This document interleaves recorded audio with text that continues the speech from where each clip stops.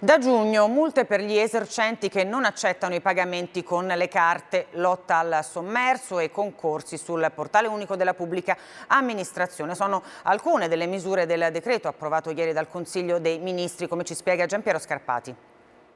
La lotta all'evasione fiscale passa anche da un maggiore utilizzo di carte e bancomat. La stretta contenuta nel decreto approvato dal Consiglio dei Ministri anticipa di 6 mesi al 30 giugno prossimo le sanzioni contro i commercianti che non accettano i pagamenti col POS. Una multa di 30 euro a cui va aggiunto il 4% del valore della transazione. Per modernizzare la lotta al lavoro nero arriva il portale unico contro il sommerso. Riunirà le banche dati di INPS, INAIL e Ispettorato del Lavoro. L'obiettivo è anche quello di aumentare il recupero dei contributi. Cambiano poi i concorsi per entrare nella pubblica amministrazione. L'accesso avverrà tramite il portale INPA, una sorta di LinkedIn per il settore pubblico. Dal 1 luglio le amministrazioni centrali, da novembre regioni ed enti locali, dovranno pubblicare sul portale i bandi di concorso.